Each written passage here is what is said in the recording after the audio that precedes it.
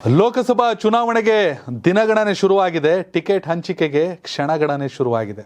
ಕರ್ನಾಟಕದ 28 ಲೋಕಸಭಾ ಕ್ಷೇತ್ರಗಳಲ್ಲಿ ಬಿಜೆಪಿ ಅಭ್ಯರ್ಥಿಗಳು ಯಾರು, ಕಾಂಗ್ರೆಸ್ನ ಅಭ್ಯರ್ಥಿಗಳು ಯಾರು, ಯಾರಿಗೆ ಟಿಕೆಟ್, ಯಾರಿಗೆ ಗೇಟ್ ಪಾಸ್, ಯಾರಿಗೆ ಬೋನಸ್, ಯಾರು ಬಿಂದಾಸ್, ಎಲ್ಲವೂ ಕೂಡ ಇನ್ನು ಕೆಲವೇ ಕ್ಷಣಗಳಲ್ಲಿ ಗೊತ್ತಾಗುತ್ತೆ.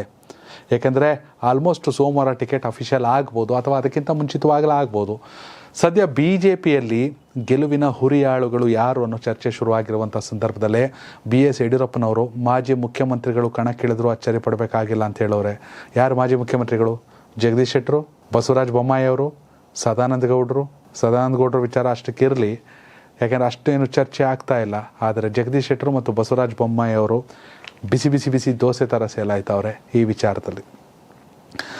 ಬೆಳಗಾವಿ ಲೋಕಸಭಾ ಕ್ಷೇತ್ರದಲ್ಲಿ ಬಿಜೆಪಿಯ ಸಂಸದೆ ಮಂಗಳ ಸುರೇಶ್ ಅಂಗಡಿಯವರು, ಜಗದೀಶ್ ಶೆಟ್ಟರು ಬೀಗರು. ಅವರು ಸುರೇಶ್ ಅಂಗಡಿಯವ್ರ ರೀತಿ ರಾಜಕೀಯವಾಗಿ ಅಷ್ಟೊಂದು ವರ್ಚಸ್ಸನ್ನು ಹೊಂದಿಲ್ಲ, ಜನರ ಜೊತೆ ಅಷ್ಟೊಂದು ಒಡನಾಟವನ್ನು ಹೊಂದಿಲ್ಲ. ಇತ್ತೀಚೆಗಷ್ಟೇ ಮೊನ್ನೆ ಬೆಳಗಾವಿಗೆ JP ನಡ್ಡಾ ಅವರು ಬಂದಿದ್ದರು. ಎಲ್ಲವೂ ಸುಸೂತ್ರವಾಗಿ ನಡೀತಾ ಇದೆ ಅಂತ ಲೆಕ್ಕಾಚಾರದ ನಡುವೆ ಕೂಡ ಮಾಜಿ ಮುಖ್ಯಮಂತ್ರಿ ಜಗದೀಶ್ ಶೆಟ್ಟರ್ ಅವರನ್ನು ಬೆಳಗಾವಿಯಿಂದ ಕಣಕ್ಕಿಳಿಸೋ ಕುರಿತು ಲೆಕ್ಕಾಚಾರಗಳು ನಡೀತಿದೆ ಅನ್ನೋ ಮಾತುಗಳು ಕೇಳ ಬರ್ತಾ ಇದೆ. ಇನ್ನೊಂದು ಕಡೆ ಹಾವೇರಿ ಲೋಕಸಭಾ ಕ್ಷೇತ್ರ, ಅಲ್ಲಿ ಉದಾಸಿ ಅವರು ನಾವು ನಿಂತ್ಕೊಳ್ಳಲ್ಲ, ನಮ್ಗೆ ಯಾಕೆ ಬೇಕು ಈ ಸಲ ಅಂತ ಹೇಳ್ತಾವ್ರೆ ಶಿವಕುಮಾರ್ ಉದಾಸಿ ಅವರು. ಹೀಗಾಗಿ ಅವರ ಸ್ಥಾನದಲ್ಲಿ ಈಶ್ವರಪ್ಪ ಅವರ ಮಗ ಕಾಂತೇಶ್, BC ಪಾಟೀಲ್, ಹಾಗೆಯೇ ಶರಣು ಅಂಗಡಿ, ಸಾಕಷ್ಟು ಜನರ ಕಾಂಪಿಟೇಷನ್ ಇದೆ. ಇವೆಲ್ಲದರ ನಡುವೆ ಮಾಜಿ ಮುಖ್ಯಮಂತ್ರಿ ಬಸವರಾಜ ಬೊಮ್ಮಾಯಿ ಅವರು ನಿಂತ್ಕೊಳ್ರಿ ಬೊಮ್ಮಾಯಿ ಅವರೇ ಅಂತ ಹೈಕಮಾಂಡ್ ಹೇಳ್ತಿದ್ದೀಯಂತೆ. ನಮಗೆ ಯಾಕೆ ಬೇಕು, ಮುಖ್ಯಮಂತ್ರಿನೇ ಆಗಾಯ್ತು, ಇನ್ನೇನಿದ್ರು ಮಾಜಿ ಮುಖ್ಯಮಂತ್ರಿ ಅನ್ಸ್ಕೊತೀವಿ. ಈ ಕೇಂದ್ರದ್ದು ಸೆಂಟ್ರಲ್ದು ಇವೆಲ್ಲ ನಮಗೆ ಯಾಕೆ ಬೇಕು ಅನ್ನೋ ಲೆಕ್ಕಾಚಾರದಲ್ಲಿ ಬೊಮ್ಮಾಯಿ ಅವರು. ಆದರೆ ಈ ಥರ ಚರ್ಚೆ ಬರೋ ಈಶ್ವರಪ್ಪ ಅವ್ರಿಗೆ ಟೆನ್ಷನ್, ನನ್ನ ಮಗಂಗೆ ಟಿಕೆಟ್ ತಪ್ಪೋಯ್ತದೆ ಈ ಬೊಮ್ಮಾಯಿಯಿಂದ ಅಂತ. ಆದರೆ ಯಡಿಯೂರಪ್ಪನವರ ಹೇಳಿಕೆ ಪ್ರಕಾರ ಮಾಜಿ ಮುಖ್ಯಮಂತ್ರಿಗಳು ಕಣಕ್ಕಿಳಿಯಬೇಕಾದ ಅನಿವಾರ್ಯತೆ ಬಂದರೂ ಅಚ್ಚರಿ ಪಡಬೇಕಾಗಿಲ್ಲ. ಎಸ್ಪೆಷಲಿ ಜಗದೀಶ್ ಶೆಟ್ಟರ್ ಕಣದಲ್ಲಿ ಇದ್ದೇ ಇರ್ತಾರೆ.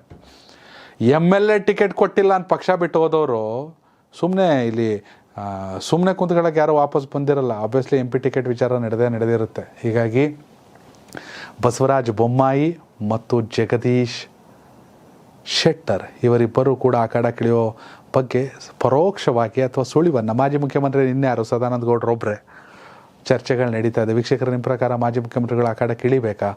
ಬಸವರಾಜ ಬೊಮ್ಮಾಯಿ, ಜಗದೀಶ್ ಶೆಟ್ಟರು ಅಥವಾ ಸದಾನಂದ ಗೌಡರ ಬಗ್ಗೆ ನಿಮ್ಮ ಅಭಿಪ್ರಾಯವನ್ನು ಕಾಮೆಂಟ್ ಮೂಲಕ ತಿಳಿಸಿ.